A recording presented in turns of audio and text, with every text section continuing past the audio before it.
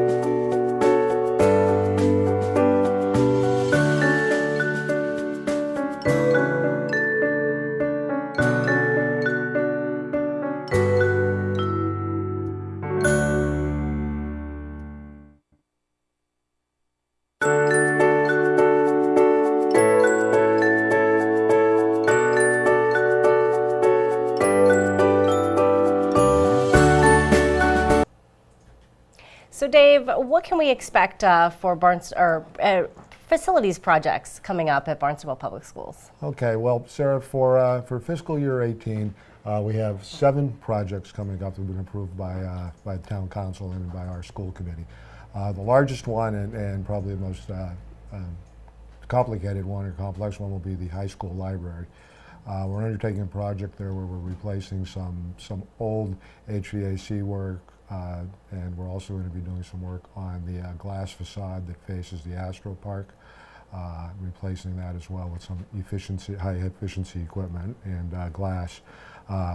After we're through with that renovation, with that work, we're going to do a complete redesign and facelift of the interior of the space and give it kind of a 21st century learning look, more modular design. We'll have a lot of technology in there for teaching and what have you. So it's a pretty exciting project, and it's really going to bring that area into the 21st century, as we like to say. Now, do you know at all when work was last done to update the library? It's been a while. I don't think the library has been updated since it was built, and it's well over 20 years, so it's indeed a... Now, was this spurred, this project, was this mostly spurred from technology, or is this sort of a building issue that we needed to touch up some of like you mentioned, the windows? Yeah, it started out really as a mechanical issue. There's no air conditioning in that space right now. and we needed to address that. As we looked into that, we found that it was more than just replacing some rooftop units. Went beyond that. We needed to do some redesign of the ventilation and the ductwork. And then we realized too that the glass was not very efficient, so we needed to put more thermally efficient glass there. So it will be a state-of-the-art design and good for hopefully for another 30 years. Now, how long will this project take? It seems like it's a pretty big project. It is. It's probably going to take about a year and a half. We hope to be out for bid on this around the first of the year, around January of 2018, and we fully expect it to take about a year and a half to complete. Wow. Wow, big project, but like you said, very important project as well. Yes, so exciting. Can't wait to see that complete. What else do we have as far as projects for Barnstable Public Schools? The next project, which is long overdue too, are the stadium bleachers. They're well over 50 years old, and they're beginning to show signs of age. There are some safety issues. They're not up to current specifications, so we thought it was time to address that. We also don't have any visitors seating at all at that stadium. If you ever notice on the visitor side, there's some temporary bleachers over there that really don't do the job. So with this project, we plan on putting new bleachers that are fully accessible on the home side, and then also putting some adequate seating on the visitor side as well. Wonderful. Now, how long will this project take? We'll start this project right after the football season is complete, and we will have those seats available for March for very spring sports. exciting. Yes. Very exciting. I know that can be kind of a costly process, looking into really redoing an entire bleacher section. How much will this project cost? It's going to be about $1 million project when we're all complete, but that'll be with the press box, and we hope to have storage behind and underneath the home side bleachers, which we desperately need in our facility. Wonderful. Too, so. Probably be a lot more comfortable too It for will game be. goers. It will be for sure. Yeah, very exciting. Anything else we can expect over the next year? Yeah, we have a few more projects. We're also doing some upgrades to the cafeteria. A couple of years ago, we redid the wall there, the exterior wall, and we put a nice graphic on there that we're going to continue on with some new windows and doors on that space. Over at the West Barnstable Elementary School, we're going to put a roof on that building, which is long overdue, and do some work on that. Got some funding to do asbestos abatement. It's not a issue per se, but we do have some older schools that still have asbestos on insulation and pipes and crawl spaces, and it becomes problematic at points when you have to get in there and do maintenance. So we're just going to go in and really do the rest of the cleanup in those areas so that we could effectively maintain the space. And then probably the last projects that we just recently reorganized, and the facilities department now has responsibility for network infrastructure for the district as well. And we're going ahead and working on our network infrastructure. The infrastructure is going to be upgraded to support voice over IP phones, enhanced video surveillance, and also entry systems. So we hope to have everything on the network in a couple of years. Yeah, and it sounds like too, as technology sort of moves along, so do things in facilities. That's correct. Thank you for stopping by and telling us everything we need to know about changes that are going to be made in Barnstable Public Schools over the next year. We really appreciate it. Sure, thank you. Thanks for having me. Our guest today, Facilities Director Dave Kaniak.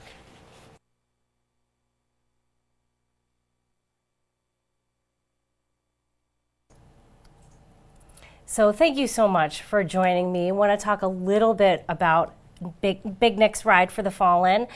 This is the 8th year for the event. That must feel crazy to you to have gone through this 8 years. It's bittersweet is the word that we often use. You know, every time it comes up, it's something to be proud of, but it's also something that's very sad. And this year, it's actually on the day that Nick was killed.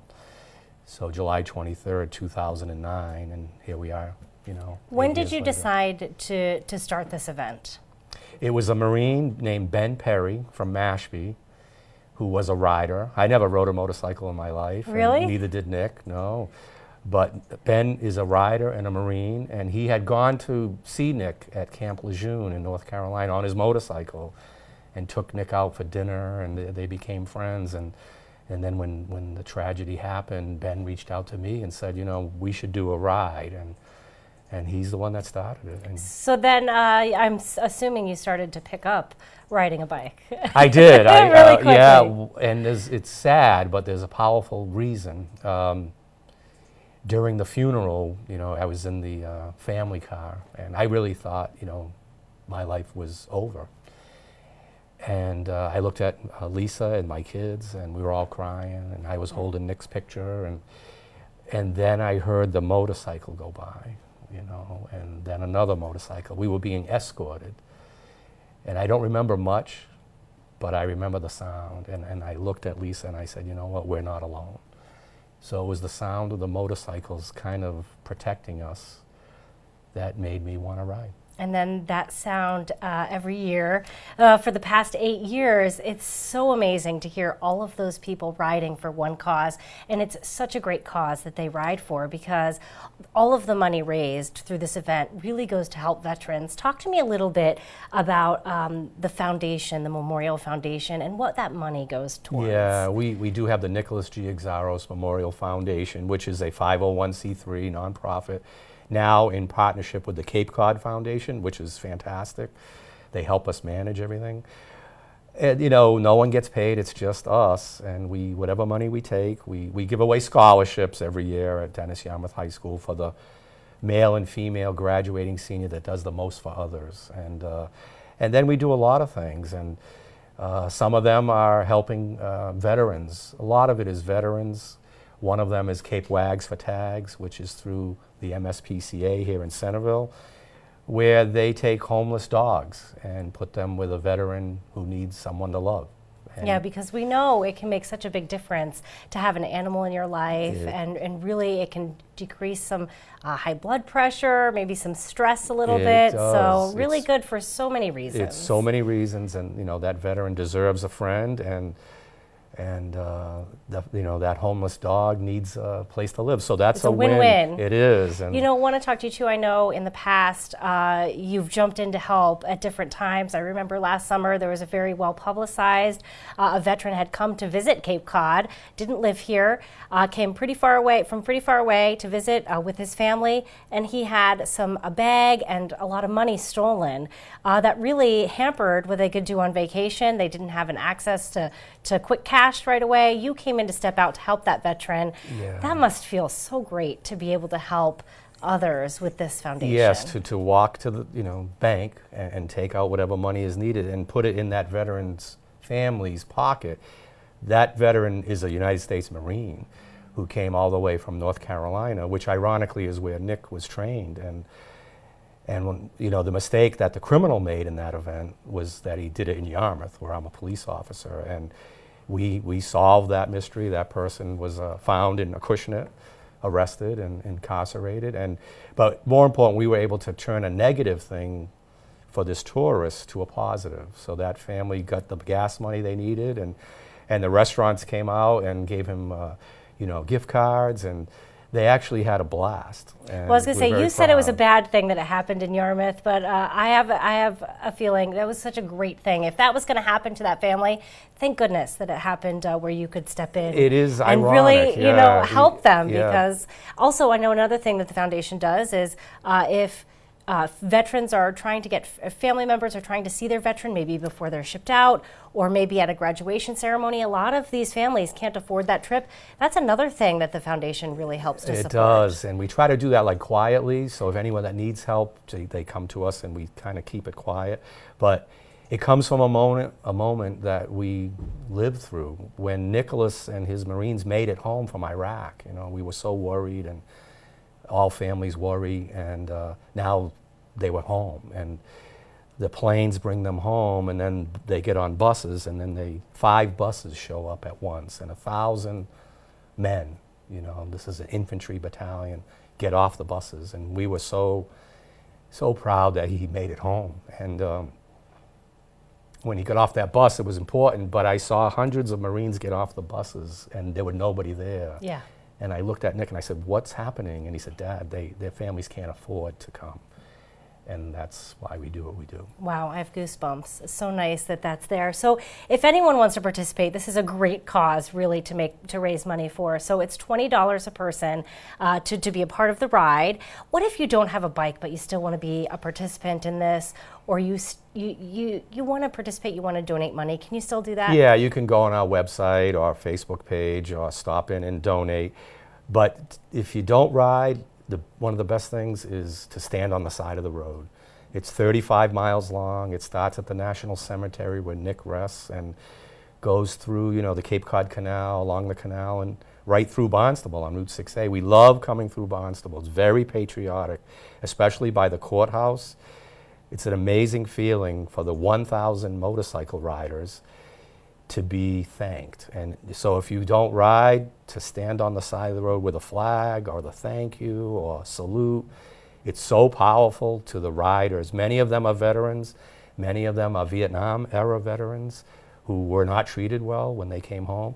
And I've had many of them say, Steve, thank you, because now we feel thanked. So just by being on the side of the road is fantastic. Take an hour out of your day before you go to the beach to show your gratitude. Wow, great, wonderful. So glad to hear that. And of course, what is the website? I know this is happening Sunday, July 23rd. What is the website for individuals to learn more about? Yeah, it's ngxride.com. So ngxride.com. It has all the information on it. It's a weekend event. We have a poker run on Saturday for some riders that like to do that. But also this year we have a beach party at beautiful Sandy Neck Beach here in Barnstable, where they've agreed to set aside some spots for veterans on that day, and the Nick Foundation will pay for the food. And it's important for veterans to be with each other. 22 veterans commit suicide every day in America, 22 a day. Wow, that number is staggering. Staggering. So one of our things with the foundation is to stop that. So we know that putting veterans together is helpful, it's therapeutic, putting them on motorcycles, having them ride horses, or pet that homeless dog.